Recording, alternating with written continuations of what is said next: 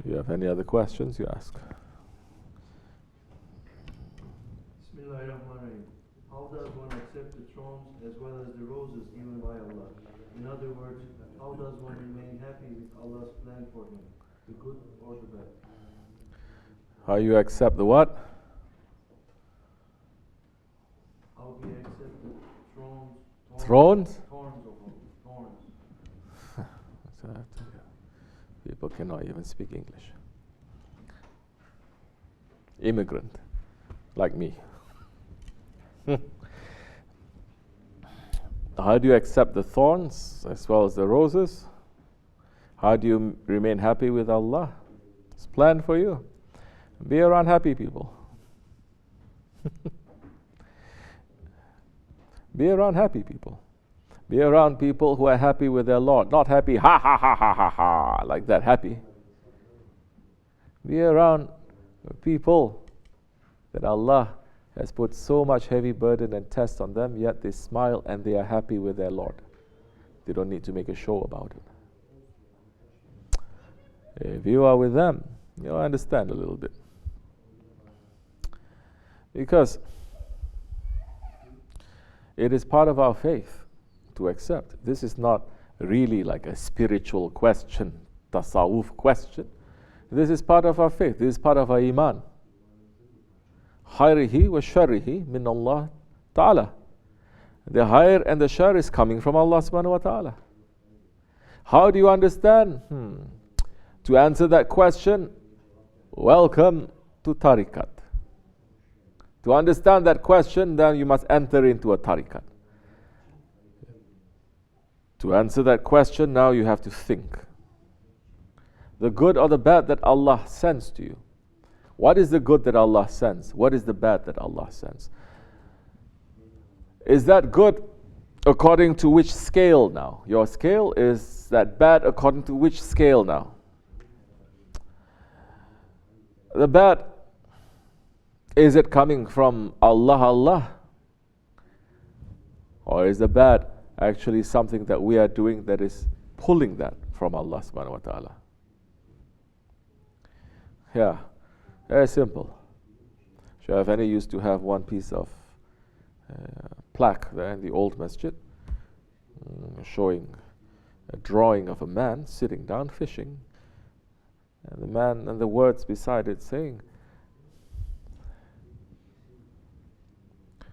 I was upset because I have no shoes until I saw a man who has no feet. Now this is Islam. When we look at how good or how bad we are, we compare ourselves with those that Allah loves. We compare ourselves with Ahlul Ahirat. You think you're such a good person, according to which scale now? Now you're going to put the Prophet ﷺ, you're going to put the awliya Allah there, then you're going to measure how good or how bad you are. How good are you compared to them?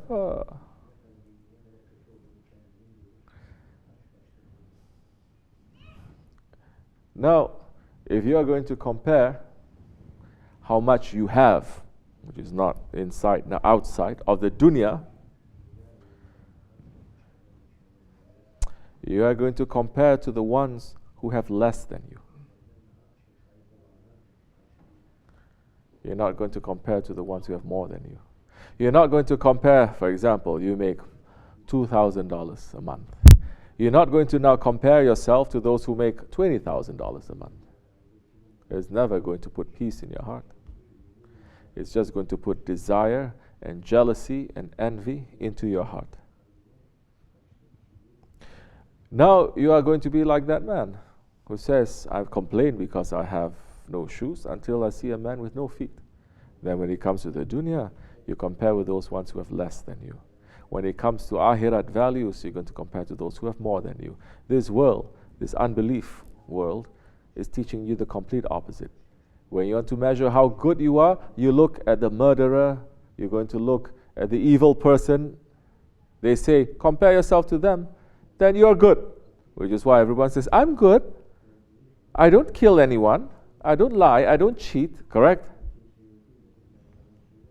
That's why this world is teaching. When you compare yourself, how good, you must compare to those ones who are evil. Then you can be proud of yourself. But when you compare what Allah has given you materially, this world is teaching to you, don't compare to those who have less so that you're grateful to your Lord and there's more peace. Compare to those who have more so that you have more envy in your heart. And you're going to run after this dunya. Oh, people are saying it is this kind of philosophy and mentality that made the Muslims to go back. We're talking to you, are you really stupid? Are you really stupid? 1,300 years of Islam. 1,300 years, we're a superpower in every way, especially economically. They're saying it's backward. The Khalifas and the Sultans, they were the first ones that anything new, anything modern for that time period that they take. They don't just keep it to themselves. They show it to everyone too. They spread it.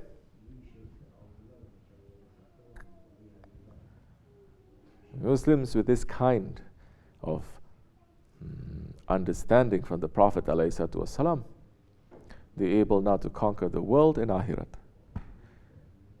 Because they're running away from the world and the world runs after them.